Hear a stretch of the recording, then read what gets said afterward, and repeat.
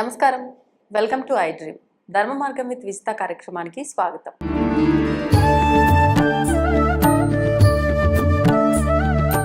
ప్రస్తుతం మనతో పాటు ఉన్నారు ప్రముఖ ఆధ్యాత్మికవేత్త, జ్యోతిష పండితులు ప్రొఫెసర్ సత్యనారాయణ మూర్తి గారు. ఇప్పుడు గురుగారితో మాట్లాడతాం. నమస్కారం గురుజీ. నమస్కారం అమ్మా విజిత. మొత్తానికి వచ్చారు 3 నెలల తర్వాత. అవునమ్మా. ఓన్లండి, సంతోషం. అయితే ఈ రోజు నుంచి అంటే జూన్ 6వ తారీఖు నుంచి ఒక విశేషమైన ఒక ప్రమాదకరమైన రోజులు ప్రారంభమవుతున్నాయి అని చెప్పి విన్నాను. అంటే ఏంటి ఆ ప్రమాదకరము, అసలు ఏంటి విశేషము అంటే మృత్యు పంచకము అని చెప్పి ఒక 5 రోజుల కాల వ్యవధిలో జరిగే ఒక విధానాన్ని మృత్యు పంచకము అంటారు అని చెప్పి, ఆ మృత్యు పంచకము జూన్ 6వ తారీఖు సాయంకాలం నుంచి ప్రారంభమవుతుంది. ఇది 11వ తారీఖు వరకు ఉంటుంది.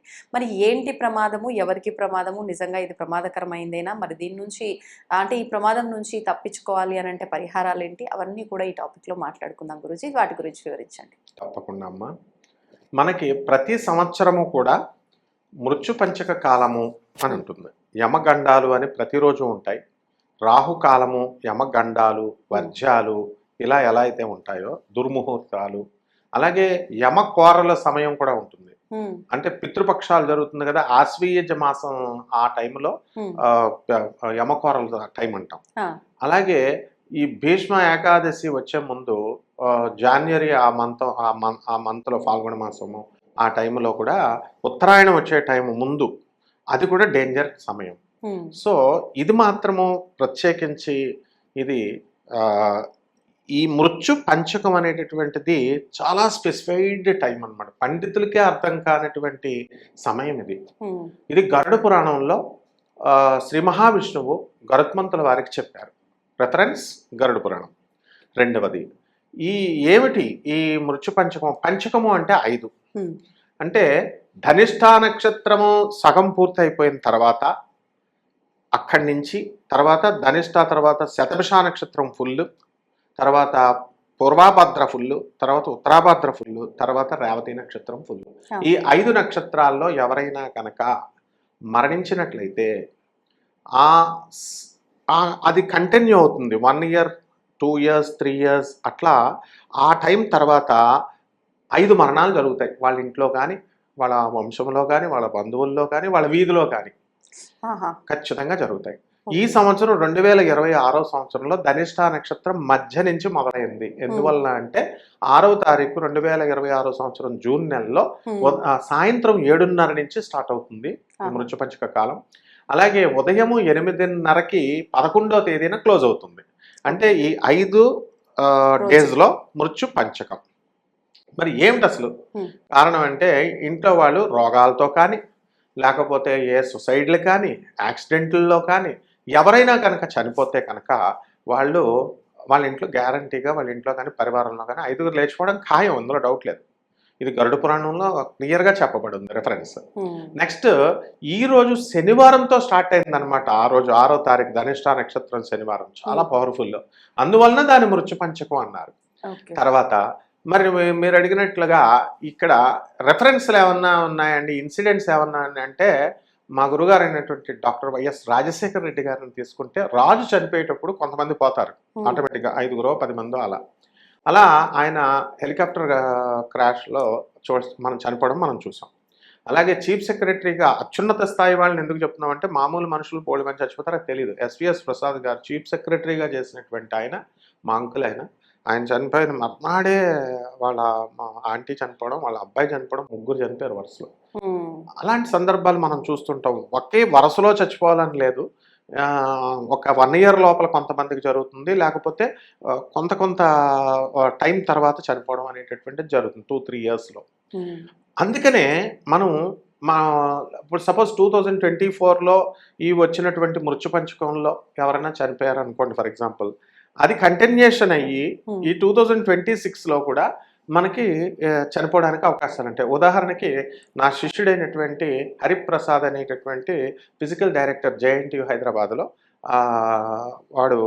వాళ్ళ భార్య తిట్టిందని, వాళ్ళ అత్తగారు మామగారు వాళ్ళు పెద్ద మనుషుల్లో పెట్టి వాళ్ళు తిట్టారని చెప్పి పురుగుల మందు తాగేసి సూసైడ్ చేసి చచ్చిపోయాడు. November 25th, 2025 last year. Last year. అది వాళ్ళ బంధువులు, వాళ్ళ డాడీ మల్లేష్ గారు, ఆయన ఆయన ఏం చెప్పారు, గురుగారు మా వంశంలో 5గురు చచ్చిపోయారండి అంతకుముందు సూసైడ్లు చేసుకొని వెనక్క. దీనికి కారణం ఏమిటండి అని అంటే, అతిథులు అవన్నీ తీసి చూస్తే మృత్యుపంచక సమయంలో వాళ్ళు సూసైడ్లు చేసుకున్నారు. అరే. ఇది లైవ్ ఎగ్జాంపుల్స్ మనం ఎందుకు చెప్తున్నాం అంటే, ప్రజలు దీన్ని సీరియస్గా తీసుకోవాలా, అందుకోసం అనమాట. విత్ నేమ్స్ చెప్తున్నాను, nobody dares to tell the names.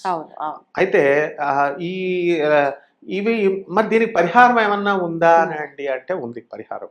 ఏమని చెప్తుందంటే గరుడ పురాణంలో, ఎవరైతే ఈ కర్మకాండలు ఇవన్నీ కూడా డైరెక్ట్గా చనిపోయిన వాళ్ళకి డైరెక్ట్గా ఈ యొక్క కాయాన్ని, ఈ కాష్టాన్ని కాల్చేయకూడదు. కాల్చకుండా ఏం చేయాలంటే, ఈ గడ్డి, దర్భగడ్డి చాలా పవిత్రం అంటాము. ఆ దర్భగడ్డితో 5 బొమ్మలు తయారు చేయాలి.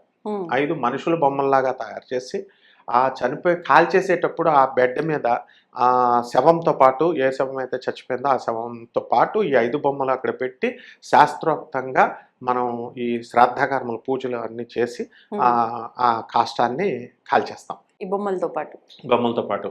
అలాగా. అంతేకాకుండా ఈ పిండ ప్రధానాలు ఇవన్నీ కూడా మనము చేస్తాం కదా. వాళ్ళకి ఇప్పుడు కరోనా సమయంలో చాలా కోటీశ్వరులు కూడా చనిపోయినప్పుడు భార్య భర్తను ముట్టుకోవడానికి లేదు, అంటుకుంటుంది కరోనా అని. కొడుకులు ముట్టుకోవడానికి లేదు పర్మిషన్. అట్లీస్ట్ శవాన్ని కాల్చేటప్పుడు చూద్దాం రా నాయన అంటే కార్లో 4గురికే పర్మిషన్ గవర్నమెంట్. అలాంటి వాళ్ళకి అందరికీ కూడా అక్కడ ఆ శ్మశానంలో ఉన్నటువంటి కాటికాపరే కాల్చేశారు. అందువలన ఈ ఈ ఈ యాక్సిడెంట్స్లో చనిపోయినటువంటి వాళ్ళు కూడా చాలామంది చనిపోతారు. వాళ్ళకి ఆ టైంలో చనిపోతారని తెలీదు. వాళ్ళకి శ్రాద్ధ కర్మలు ఇవన్నీ కూడా చేయకపోతే, దహన సంస్కారాలు చనిపోకపోతే వాళ్ళు ప్రేతాత్మలుగా మారతారు. అందువలన ప్రేతాత్మలుగా మారి ఎన్ని ఉంటాయంటే 27 లోకాలు ఉంటాయి, 27 నరకాలు ఉన్నాయి. మనకి గరుడ పురాణం క్లియర్గా చెప్పింది. అండ్ వీళ్ళని శవాన్ని తీసుకెళ్లేటప్పుడు ఈ యొక్క ఎక్కడి నుంచి మనం వైతరణి నది మీదగా తీసుకెళ్ళాలి. సో అప్పుడు ఏమవుతాయంటే, ఈ నరకలోకాలకు తీసుకెళ్ళినప్పుడు వాళ్ళకి ఫుడ్ కావాలా, స్నాక్స్ పెట్టాలి, ఇవన్నీ ఎండలు ఉంటాయి, చీము నెత్తురు ఉన్నటువంటి దాని నుంచి వైతరణి నది నుంచి తీసుకెళ్తారు. సో అప్పుడు ఈ శ్రాద్ధ కర్మలు ఇవన్నీ చేసినప్పుడు అక్కడ మనకి విడుదలవుతుంది ఆత్మ. విడుదలయ్యి మృత్యులోకము నుంచి, ప్రేతలోకము నుంచి పితృలోకానికి ట్రాన్స్ఫర్ అవుతారు. పితృలోకంకి వెళ్ళిన తర్వాత వీళ్ళకి శాంతులు జరుగుతాయి. అలా కాకుండా వీళ్ళ కనుక ఈ దహన సంస్కారాలు, ఈ శ్రాద్ధ కర్మలు ఇవన్నీ చేయకుండా ఉన్నట్లయితే వీళ్ళకి ఏమవుతుందంటే, ఈ డెఫినెట్గా వీళ్ళకి ఆ చనిపోయిన మన రిలేటివ్సే వాళ్ళు ప్రేతాత్మలై మనకి పిల్లలు లేకుండా చేయడము, ఉద్యోగంలో స్టెబిలిటీ లేకుండా చేయడము, రకరకాల కష్టాలు పెట్టేసి వాళ్ళు గుర్తు చేస్తూ ఉంటారు. అందువలన ఈ చెట్టుకి పుట్టకి అసలు మనం ఏమనుకుంటామంటే, చాలామంది స్వామీజీలు వీళ్ళందరూ కూడా ప్రవచనకారులు మోక్షం ఏదో ఈజీలాగా వచ్చేస్తుంది, మోక్షం వచ్చేస్తుంది, గోవిందనామ జపం చేసేయండి అంటే చేసేస్తున్నారు వీళ్ళు. కానీ అంత ఈజీ కాదు. అసలు ఏదో జన్మ కూడా ఏదో కుక్క జన్మ, పిల్లి జన్మ ఈజీ అనుకుంటాం, అవి కూడా చాలా కష్టం.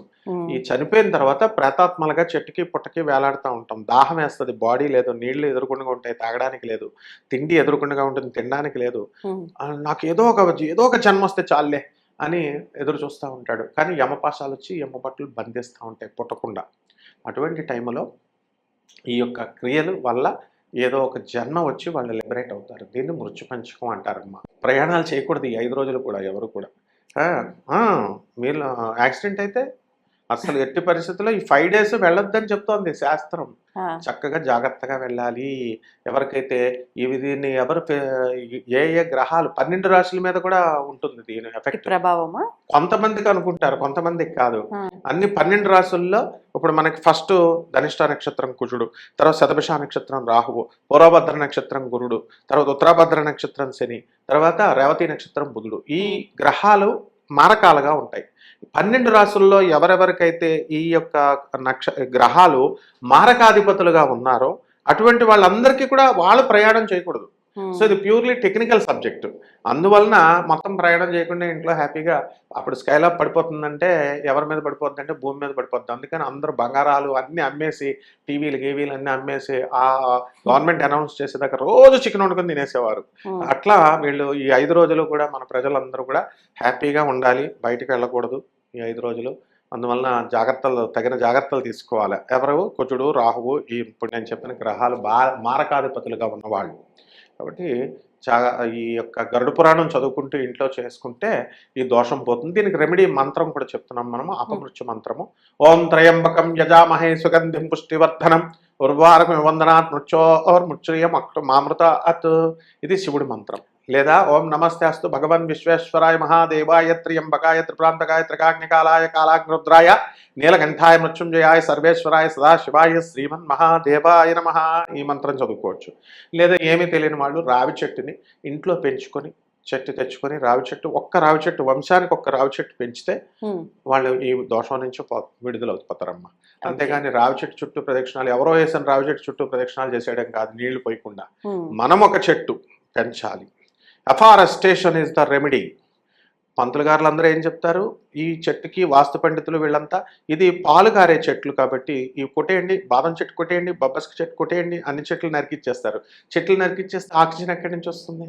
కాబట్టి మనిషి ఆక్సిజన్ కావాలి, నెక్స్ట్ దోషాలు పోవాలి. అందువల్లనే గరుడ పురాణం ఏం చెప్తుందంటే అఫారెస్టేషన్, మొక్కల్ని పెంచడం, ఈ దేవతా వృక్షాలు ఈ చెట్లను పెంచడమే రెమెడీ. అది డిఫారెస్టేషన్ అనేటటువంటిది సెల్ఫ్ డిస్ట్రక్షన్కి వస్తుంది. I am the creator of my own destruction అనేటటువంటి వాళ్ళంతా కూడా వాళ్ళు చెట్లు నరుకుతారు. చాలా తప్పు. కాబట్టి ఒక రావి చెట్టును వేసుకుంటే దానికి ప్రదక్షిణాలు వేసుకుంటే సరిపోతుంది. ధన్యవాదాలు Guruji. ధన్యవాదాలమ్మా. And for more videos, please subscribe to iDream. Please subscribe to iDream. Please subscribe iDream. And please subscribe to iDream. For more videos, subscribe to iDream.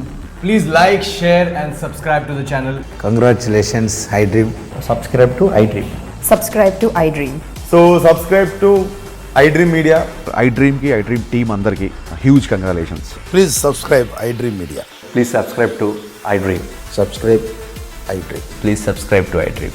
iDream అంటే నా కళల ఛానల్ను సబ్స్క్రైబ్ చేసుకున్న నోరు తిరుగుతలేదు, మీరైతే గంట గుర్తు కొట్టండి. For more such videos, please subscribe to iDream.